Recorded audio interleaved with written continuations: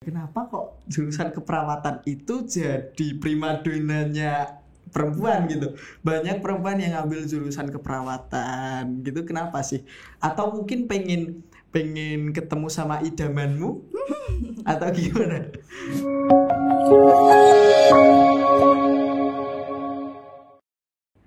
Halo teman-teman semuanya, selamat datang di Gojek Expo Crash 5. Dan masih bersama aku Rizky Yudastiana yang bakal temenin kalian di Gojek Expo Crash 5 ini untuk beberapa segmen ke depan. Dan buat teman-teman semuanya, mengingatkan kembali bahwasanya Gojek Expo Crash 5 ini merupakan event yang diselenggarakan oleh alumni Widyatama yang ditujukan kepada adik-adik kelas atau teman-teman yang ada di rumah yang sedang berjuang di SNMPTN atau ingin berjuang di SNMPTN ataupun SBMPTN seperti itu.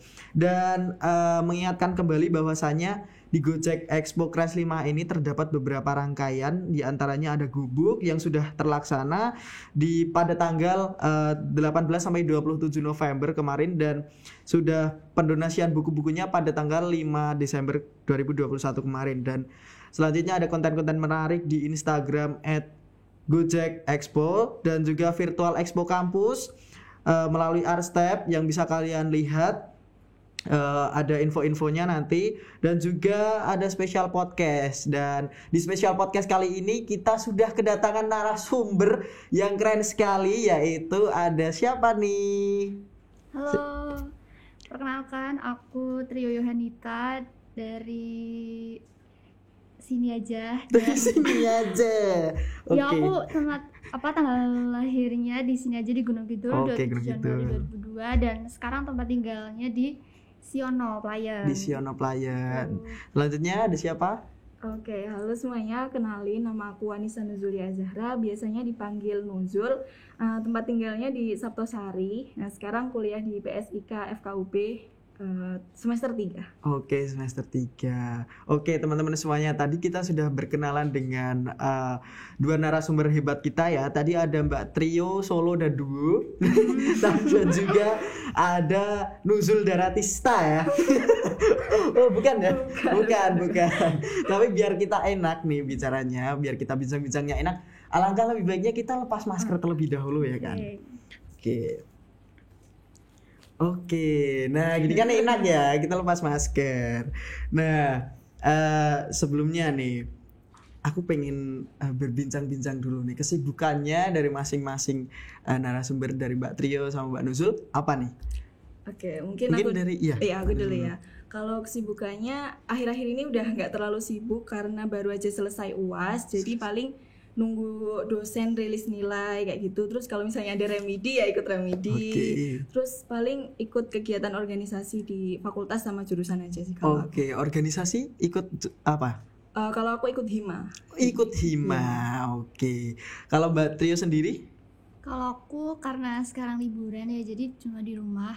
Sama mungkin ada rapat online, musyawarah besar karena akhir tahun juga. Selebihnya udah sih gitu aja. Berarti ikut organisasi juga ya? Iya. Kalau boleh tahu organisasinya apa? Kalau aku itu BEM Fakultas FK. BEM? Iya. Wow, kalau yang satu tadi hima, yang satu BEM ya. Oke, jadi kalau kesibukannya dari masing-masing ini mungkin masih gabut-gabut sama deg-degan ya. Soalnya nunggu nilai UAS juga ya kan ya. Mbak Trio juga udah UAS kan? Udah UAS, masih deg-degan nunggu nilai UAS ya. Iya, siapa tahu nilainya C. Enggak. Semoga nilainya B+. Amin. Minimal B+. Minimal B+. Semoga bisa A ya. Amin. Semoga bisa A. Nah, kalau boleh tahu nih, siapa tahu teman-teman yang ada di rumah pengen tahu kan, belum pernah kenal nih Mbak Nuzul sama Mbak Trio ini kuliah di mana sih gitu. Nah, boleh nih kenalan dulu, kuliah di mana? Kuliahnya di mana? Kalau aku di program studi keperawatan, fakultasnya kedokteran Universitas Diponegoro, angkatan 2020. Oke, kalau dari Mbak Nuzul sendiri? Ya, kalau aku di program studi ilmu keperawatan, Fakultas Kedokteran Universitas Brawijaya. Oke, yang satu Undip, yang satu Brawijaya ya. Oke, lumayan jauh-jauh ya. Jauh-jauh ya. Ini anak Lajon atau gimana? Anak Lajon? Enggak. Di Jawa Timur Lajon gimana ya? Oh, siapa tahu gitu kan, seneng touring gitu. Siapa tahu. Nah, mungkin sudah dijelaskan sama Mbak Nuzul sama Mbak Trio tadi bahwasanya Mbak Nuzul ini berkuliah di Fakultas Kedokteran jurusan keperawatan Universitas Brawijaya, dan kalau dari Mbak Trio tadi sama Undip Fakultas Kedokteran dan jurusan keperawatan gitu ya. Nah, aku pengen tahu nih Mbak, mungkin dari stigma, kita langsung aja ya ini, kita langsung bincang-bincang aja. Karena teman-teman yang ada di rumah mungkin juga penasaran gitu kan. Aku pernah denger sih cerita gini. Kalau fakultas keperawatan atau kedokteran tuh horornya tuh susah gitu loh. Iya. Nah, kalau dari kalian berdua, menurut kalian susah nggak sih? Pertama nih, susah nggak sih? Oke. Kalau menurut aku mungkin dari segi masuknya agak susah, maksudnya kayak grade-nya ya lumayan tinggi-tinggi, apalagi kalau misalnya kedokteran gitu. Jadi tapi kalau misalnya emang udah niat, udah tekad, sesusah apapun pasti bisa kok. Maksudnya nanti di jalannya susah, kalau udah niat ya juga bisa lulus dengan tepat waktu itu. Tetap bisa ya. Iya, walaupun emang terkesannya dapat cap horor karena horornya itu susah tadi. Kalau dari Mbak Trio? Kalau aku sama sih, mungkin horornya itu karena masuknya susah, dan emang kalau teman-teman FK itu emang ambis daripada fakultas lain sih, menurut aku ambis banget ya. Tapi kalau dari segi misal udah masuk gitu, terus pelajarannya sih menurut aku nggak horor ya. Apalagi kalau di keperawatan ini sependek aku kuliah ini nggak ada horor sama sekali sih. Nggak ada horor, malah asik ya. Iya, asik karena mempelajari anatomi tubuh seperti itu. Wah, aku tahu ya. Wah, keren banget dong aku berarti. Aku kayak. Nah, kalau boleh tahu juga nih, kalian berdua kan ambil jurusan keperawatan ya. Kalau boleh tahu nih, kenapa ambil jurusan keperawatan, dan kenapa, kalau kalian tahu juga kenapa kok jurusan keperawatan itu jadi primadonanya perempuan gitu. Banyak perempuan yang ambil jurusan keperawatan gitu, kenapa sih? Atau mungkin pengen ketemu sama idamanmu atau gimana? Oke, aku dulu ya. Kalau alasannya sebenarnya udah pengennya dari dulu banget. Jadi kayak nggak tahu gitu loh alasannya apa, udah tertanam dalam diri banget. Terus kalau kenapa jadi primadona, menurutku karena ini. Kalau kalian masuk di jurusan keperawatan, nanti prospek kerjanya itu luas banget gitu. Nggak cuman setelah lulus bisa jadi perawat di rumah sakit atau jadi perawat di puskesmas gitu ya. Itu bisa juga kalian kalau misalnya mau ada jasa home care kayak gitu bisa. Kalian bahkan bisa buka praktik keperawatan sendiri, kayak misalnya buka praktik keperawatan spesialis anak, spesialis medikal bedah, itu bisa banget. Kalau mau jadi dosen, jadi tenaga pendidik bisa juga. Terus apa lagi ya? Mungkin ini yang belum banyak orang tahu, bisa juga kerja kayak di perusahaan gitu. Misalnya kan kayak di perusahaan atau di pabrik-pabrik itu kan farmasi ya. Ada tim kesehatan. Tim kesehatan. Nah, tim kesehatan, terus perawat tuh bisa masuk di situ sebagai perawat K3 namanya. Perawat kesehatan dan keselamatan kerja. Jadi kayak belum banyak orang yang tahu, tapi kalau emang udah ngincer kayak ini luas banget jaringan. Prospek banget ya. Gitu. Terus apa ya? Tenaga keperawatan itu dibutuhkan setiap tahun, kayaknya bakalan continue naik gitu. Karena kan pekerjaan kita berhubungan dengan kesehatan. Terus semakin lama manusia kan semakin banyak. Masalah kesehatan tuh nggak bakalan kayak putus di tengah-tengah langsung selesai gitu kan. Jadi bertahun-tahun ke depan kemungkinan prospek jumlah tenaga kerja yang dibutuhkan itu pasti bakalan luas, bakalan banyak gitu.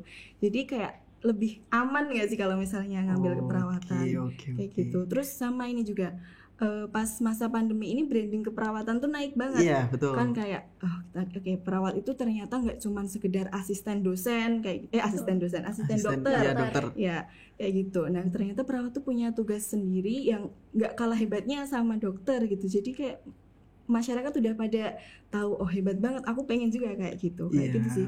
Kalau misalnya kenapa banyak perempuan ya yang masuk, karena mungkin tugas kita kan kayak dalam merawat pasien tuh nggak cuma tentang fisiknya aja, gimana psikologisnya, gimana hubungan dengan keluarganya, kayak gitu kan. Jadi terkesan perempuan kan lebih sabar, lebih penyayang dan lain sebagainya. Tapi sebenarnya nggak juga. Mulai saat ini tuh kayak udah banyak cowok-cowok yang pengen masuk ke keperawatan juga. Bahkan kalau dilihat dari petinggi organisasi keperawatan di Indonesia itu kayak banyak kan cowok juga sih rata-rata sebenarnya. Cowok ya. Iya. Ya, tapi emang kalau perbandingannya ya paling 1:5 gitu sih. Rasionya masih mendominasi perempuan. Iya, perempuan. Ya. Oke, kalau dari Mbak Trio sendiri?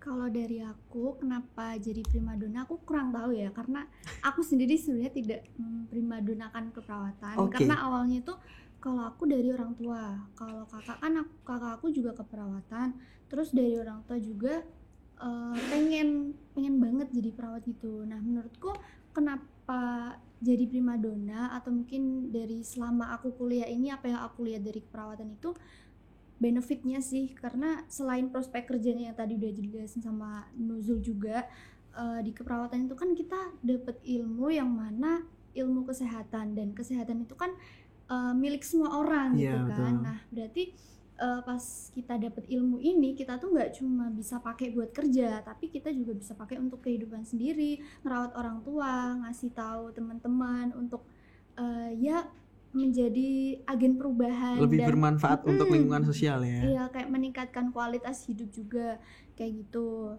Selain itu juga menurutku kalau di sisi pekerjaannya itu merupakan pekerjaan yang mulia juga ya. Pasti kayak seneng gitu kalau misalkan kita merawat pasien, terus pasiennya bisa sehat kayak gitu-gitu. Pasti selain dapat gaji juga pastinya dapat pahala, dapat seneng ya semuanya. Kalau aku dari aku kayak gitu sih. Oke.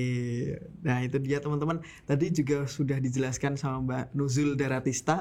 bukan sama Mbak Nuzul tadi bahwasanya mereka itu memilih untuk keperawatan itu bukan cuman sembarangan ya, tapi ada alasan tertentu, ada alasan tersendiri. Seperti tadi sudah dijelaskan sama Mbak Nuzul kalau mereka itu pengen pengen lebih bergerak di bidang sosial ya Mbak.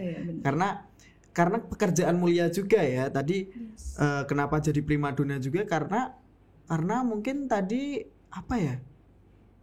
mungkin tadi bisa lebih membantu untuk orang-orang lingkungan sosial gitu ya. Nah, kalau dari kalian berdua itu aku pengen tanya nih, kemarin masuknya susah nggak? Boleh langsung. Oke, kalau aku nggak gitu susah sih. Nggak begitu susah. Nggak tahu ya, tapi kalau pengalaman aku pribadi kemarin juga coba-coba cari info, cari jalur masuk di Poltekkes juga. Terus aku ada nemu waktu itu jalur Si Mama. Si Mama? Iya, jadi jalur Si Bapak ada nggak? Oh, bukan, nggak ada ya. Oke. Jadi Si Mama itu kayak jalur SBMPTN tapi khusus Poltekkes di seluruh Indonesia gitu. Ya. Terus aku nyoba daftar di situ, terus aku keterima di D3 keperawatan. Jadi sempat kuliah di situ juga. Terus habis itu SBM-nya aku ngambil keperawatan di UB juga dan keterima. Jadi kalau dari aku pribadi ya sebenarnya perjuangannya sebelum itu susah, tapi alhamdulillah masuknya dipermudah. Oke, alhamdulillah ya. Kalau dari Mbak Trio sendiri? Kalau aku dulu sempat masuk stikes juga karena orang tua juga. Tuntutan orang tua ya? Kayak maksa udah cepet aja gitu kan. Karena kalau SBM kan susah gitu. Tapi karena aku sendiri emang masih kurang ikhlas gitu loh di stikes tuh. Jadi aku masih tetap mencoba untuk SBM, dan Undip ini pilihan kedua aku. Tapi alhamdulillah dapat, dan menurutku kalau susah sih karena keperawatan itu kalau di Univ itu lumayan ketat juga. Tapi balik lagi kita harus pintar-pintar cari peluang gitu. Kadang setiap tahun tuh keketatannya beda-beda juga, dan setiap instansi kayak misal di Univ, di Poltekkes itu pasti juga beda-beda. Kadang Poltekkes pun bisa lebih ketat daripada Univ kayak gitu. Makanya sebenarnya kita pintar-pintar cari peluang aja. Dan Univ pun juga beda-beda gitu. Ada misalkan dari Unair, UB, Undip, 4 kayak gitu juga ketannya beda-beda. Makanya selain belajar kita juga pintar-pintar cari peluang aja sih. Oke. Gitu. Kalau boleh disimpulkan tadi dari kedua narasumber ini pintar-pintar cari peluang gitu ya. Lebih pintar-pintar cari peluang karena mungkin kalau nggak keterima tahun ini bisa lanjut ke tahun berikutnya gitu ya. Jadi nggak usah bersedih buat teman-teman semuanya. Mungkin untuk berhenti sejenak lalu lanjut lagi berdiri, berjalan, berlari itu nggak apa-apa. Karena kita itu memang hidup gitu loh. Kalau memang capek ya udah jalan pelan-pelan gitu, jangan berhenti ya. Berhentinya sambil belajar. Iya, berhentinya sambil belajar, jalan pelan-pelan aja. Nanti kalau memang sudah ada kesempatan atau peluang lagi, kita lari lagi gitu ya. Oke, lalu selanjutnya aku pengen tahu juga nih, mungkin buat teman-teman yang ada di rumah juga pengen tahu, kenapa kalian ini malah memilih jurusan keperawatan, padahal di masa sekarang seperti bisa kita ketahui sendiri kan bahwasanya di masa sekarang itu COVID sedang tinggi-tingginya gitu. Kenapa kalian malah memilih jurusan keperawatan yang mungkin ada hubungannya dengan COVID dan gitu berbahaya gitu? Ini ada alasan tersendiri nggak atau kenapa? Gimana gitu? Dari aku dulu ya. Oke. Kalau aku sih pandemi ataupun enggak itu enggak ada masalah dan enggak ada bedanya, karena di maupun keperawatan, dokter dan medis lainnya itu pasti selalu dekat dengan virus, selalu dekat dengan penyakit gitu pasti. Nah dan misal kalau buat aku sendiri pasti besok waktunya aku kerja juga insya Allah kan udah gak ada pandemi ya. Tapi kalau amin. Tapi kalaupun memang harus dihadapkan dengan pandemi ya justru kita cari positifnya aja. Mungkin bisa jadi kayak peluangnya lebih banyak, terus bisa bantu-bantu juga gitu. Karena dari penanganan penyakit itu ranah dokter sama ranah perawat itu beda, dan di sini tuh yang bisa aku lihat perawat justru lebih banyak gitu. Dan kita bisa kayak justru lebih tahu, lebih bisa ngebantu. Nah, kayak kalau gitu kita sakit aja. sendiri kita bisa obatin sendiri ya. Oh, enggak. Ya intinya kayak gitu aja sih, ngebantu, lebih kayak terjun malah justru bisa segera menuntaskan pandemi kayak gitu. Oh, amin. Kalau dari Mbak Nuzul? Oke, kurang lebih sama ya kayak Trio tadi. Jadi karena emang udah kepengen terjun ke kesehatan dari dulu, ya sedikit banyak udah tahu kalau misalnya kita tuh mau masuk ke zona beresiko gitu, nggak ada pandemi pun emang zonanya udah beresiko banget. Setiap hari ketemu pasien dengan berbagai macam penyakit yang mungkin bahkan lebih berbahaya daripada COVID gitu. Jadi kayak ya udah sedikit banyak udah antisipasi gitu. Selain itu kan kita bakalan kuliah itu kita dapat ilmu juga gimana caranya kita menghindari bahaya itu. Mesti ada kayak standar operasional prosedurnya gimana kita berusaha menghindari bahaya itu. Kalau mungkin nanti kalau memang masih pandemi tapi semoga udah selesai ya. Amin. Itu kita laksanain aja apa yang dosen kita ajarin, apa yang sudah diatur oleh rumah sakit kayak gitu. Nanti insya Allah bakalan aman kayak gitu sih. Aku mau nambahin dong. Iya silakan. Jadi sebenarnya tapi sebelum nambahin kita minum dulu. Kita minum dulu. Oh iya. Gak lupa kan? Enggak kan? Kita minum dulu. Takutnya itu nanti kering dong tenggorokannya ya kan? Iya, ngomong terus ya. Oke, lanjut ya. Iya, lanjut. Mau kasih tahu juga nih mungkin yang masih banyak nggak tahu ya. Jadi kalau perawat itu nggak semuanya tentang pasien gitu. Jadi kalau misalkan ada teman-teman yang masih takut kayak gitu, nggak usah takut. Seperti yang tadi Nuzul udah jelasin, kita bisa kayak bisnis, bisa kerja sebagai agen promosi kesehatan juga, terjun di masyarakat, dan itu kayak peluangnya banyak banget gitu. Jadi kalau misalkan ada pandemi terus nggak mau di rumah sakit yang ada COVID, ya nggak ada masalah, bisa yang lainnya gitu ya sebenarnya. Kayak gitu. Oke, keren banget ya tadi jawaban dari para narasumber ini. Tapi sebelum kalian masuk ke jurusan perawatan ini, ada mungkin pesan dari orang tua atau mungkin jangan masuk ke perawatan lah atau gitu nggak? Atau mungkin mereka orang tua malah menyarankan untuk ambil pendidikan aja lah atau ambil yang lain aja lah, jangan ke perawatan gitu, ada nggak kalau dari orang tua? Kalau aku dari aku sendiri malah justru didukung banget. Didukung? Iya, karena kan ibu aku juga kebetulan perawat. Jadi kayak udah dari kecil tuh udah tertanam banget. Oke, nanti kalau besar ya harus terjun di dunia kesehatan gitu. Sebenarnya bukan dalam kata dipaksa ya, tapi emang udah tertanam dalam diri aku aja kayak gitu. Mauan sendiri ya. Jadi awalnya mungkin dikenalin sama orang tua kayak gitu, didukung. Oke, nanti kalau besar ngambil kayak gini biar kayak ibu atau biar lebih hebat daripada ibu kayak gitu kan kalau orang tua biasanya. Nah, dari aku sendiri juga emang tertarik kayak gitu. Jadi alhamdulillah banget keinginan aku kayak gitu, didukung sama orang tua, jadi insya Allah jalannya lancar kayak gitu. Oke, jadi bisa meneruskan profesi dari orang tua juga ya. Seperti kalau dari Mbak Trio sendiri? Kalau aku sama sih. Jadi kakak aku kan juga perawat tadi.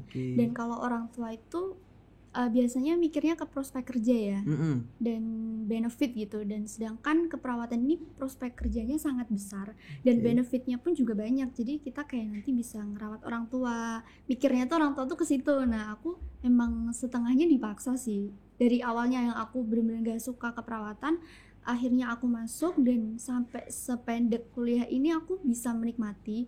Jadi buat teman-teman mungkin yang nanti masih ragu-ragu gitu ya, dipaksa orang tua kayak gitu, insya Allah sih nanti bakal menyenangkan ya keperawatan tuh, karena dari belajar itu manfaatnya banyak banget. Kayak gitu.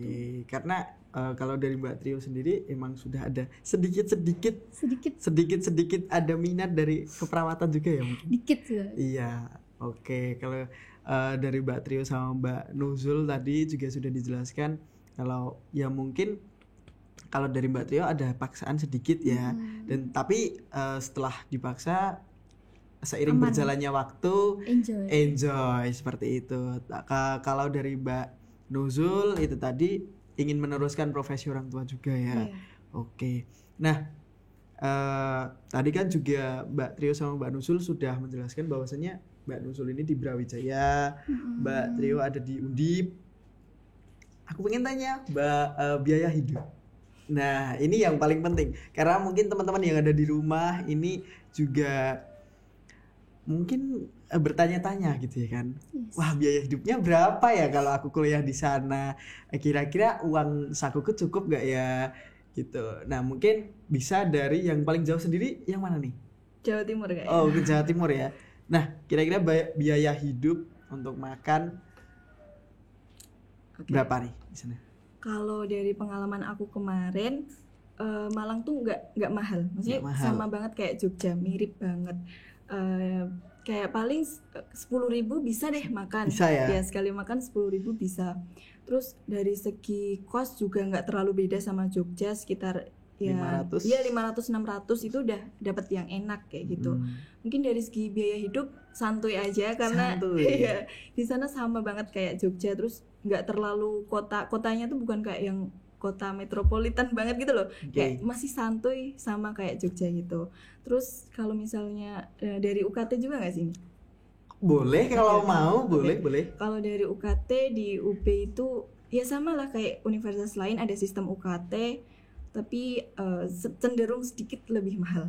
Oke, kalau dari Mbak Trio?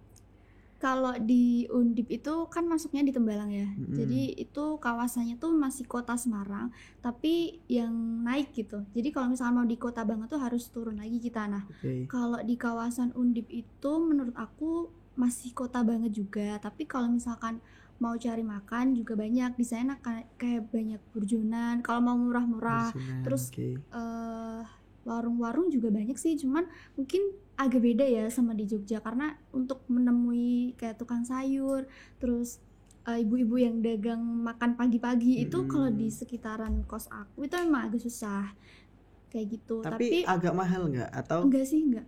Kalau harganya sih sama. Sama, ya kalau misalnya mau makan ayam geprek gitu sama sih, belasan ribu mungkin ya. Terus kalau dari segi harga kos itu menurutku lebih murah daripada Jogja, karena 500 sampai dengan 700 itu udah dapat kamar mandi dalam kalau pinter-pinter nyari ya. Cuman kalau mendekati ke arah kampus itu emang udah mahal, 800 agak mahal, ya? Kayak gitu. Ya kalau misalkan mau AC 1 juta lebih kayak gitu. Itu kuliah apa? Cari yang AC, terus cari yang parkiran mobilnya luas, ya kan beda-beda kan ya. Ada bathtubnya. Iya. boleh. Kalau kalian mau nih, boleh banget tuh kuliah di deket-deket kampus.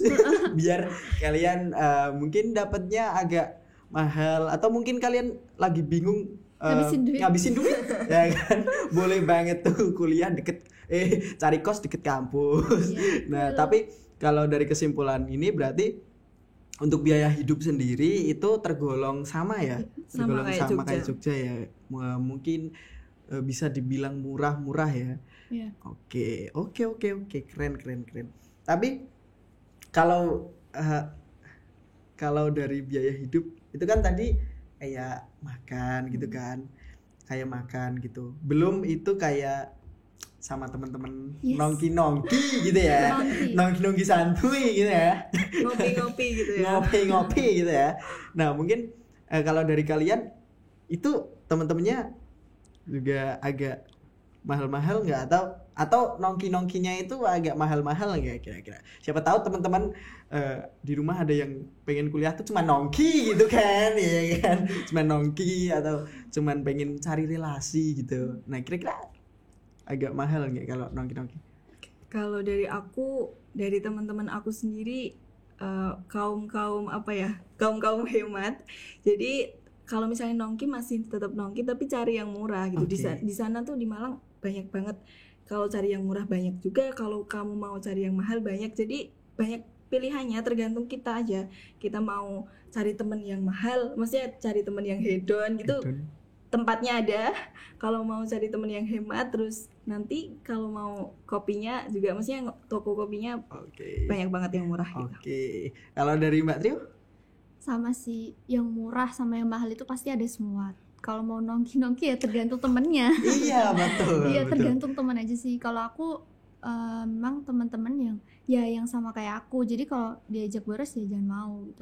Karena kalau kuliah itu kan walaupun di Semarang tapi nggak semua orang Semarang juga kan, masih ada orang-orang Jogja juga, ada orang-orang Jawa Timur kayak gitu. Jadi tergantung temen sih kalau aku. Oke, boleh. Jadi untuk biaya hidup nongki itu tadi, untuk ngopi itu fleksibel ya, tergolong fleksibel. Oke, selanjutnya nih, mungkin boleh diceritakan suka duka kalian selama masuk ke jurusan keperawatan ini. Mungkin dari Mbak Trio dulu mungkin. Kalau dari sukanya dulu ya, sukanya banyak banget sih. Kalau aku yang pertama itu dari sisi belajarnya itu menyenangkan banget karena kita tahu banyak hal tentang kesehatan yang mana itu sangat relate dengan kehidupan kita gitu. Jadi untuk mempraktekkan kayak gitu itu cepat, gampang, dan bermanfaat untuk jangka panjang juga gitu. Benefitnya dari belajar juga banyak banget. Terus gak susah-susah banget sih menurutku keperawatan. Karena untuk S1 ini tuh yang penting banyak teman juga ya. Oh iya betul. Oke. Lanjut. Iya, kalau online ini kan modal teman aja ya. Iya betul. Kayak gitu sih.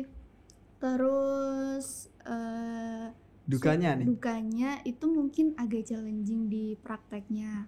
Tapi kalau untuk S1 ini menurutku prakteknya nggak se-full D3 gitu. Karena masih ada banyak teorinya. Mungkin kalau dukanya di praktek aja sih karena agak susah dan beresiko tentunya. Kalau dari Mbak Nuzul? Kalau dari aku, suka terbesar aku kuliah di keperawatan adalah jarang banget ketemu matematika. Wow, sama berarti ya? Iya, aku benci banget matematika kayak dari sama berarti ya? SD, SMP, SMA tuh kayak ya Allah pusing banget matematika. Terus masuk ke keperawatan ada sih ketemu matematika. Sampai aku semester ini ada ketemu matematika tapi yang berhubungan dengan penjumlahan, pengurangan, pembagian gitu aja. Jadi kuliah tuh benar-benar enjoy banget, sesulit apapun materinya kayak nggak jadi beban karena nggak ada matematika. Terus kalau menurut aku dari tadi kalau Trio kan dukanya di praktikum, kalau aku praktikum tuh malah seneng banget, jadi kayak bisa mencoba hal-hal baru gitu. Terus kalau misalnya dukanya pasti berhubungan dengan kuliah online aja sih, kayak tugas video itu banyak banget, jadi apalagi diupload di Instagram ya malu men. Ya terus tugas video tuh banyak banget. Terus sampai teman-teman aku bilang kamu tuh lama-lama jadi editor sama editor berkelas ya. Iya kayak gitu, soalnya kayak hampir setiap minggu pasti ada tugas video praktikum kayak gitu. Jadi itu sebenarnya bebannya cuman itu. Mungkin kalau nanti kuliahnya udah offline nggak sering ini sih tugas video gitu. Oke. Keren sekali sih. Keren ya teman-teman semuanya yang ada di rumah nih. Nah, tadi kan juga sudah narasumber kita juga sudah menjelaskan kenapa sih masuk jurusan keperawatan, horornya yang katanya dibilang susah itu kok bisa sih, terus kenapa milih jurusan ini gitu. Nah, mungkin dari kalian ada nggak sih motivasi atau pesan untuk teman-teman yang ada di rumah, adik-adik yang ada di rumah yang sedang berjuang untuk masuk ke jurusan kalian, ini mungkin ada pesan buat teman-teman yang ada di rumah. Dari siapa dulu? Trio dulu. Iya, silakan. Kalau pesan dari aku buat adik-adik yang masih ragu-ragu badi keperawatan, jangan ragu-ragu lagi, karena di sini tuh belajarnya enak banget, menyenangkan, dan tahu banyak hal yang tentunya bermanfaat untuk kehidupan kita secara pribadi, bisa nolong teman-teman dan menyelamatkan teman-teman kita dari sisi kesehatannya gitu ya. Dan dari prospek kerjanya juga banyak. Kalau misalkan yang masih takut buat terjun langsung sama pasien yang kronik, yang nyeremin kayak gitu-gitu, bisa dipilih untuk bidang pekerjaan yang enggak langsung dengan pasien di rumah sakit kayak gitu aja sih. Oke, kalau dari Mbak Nuzul?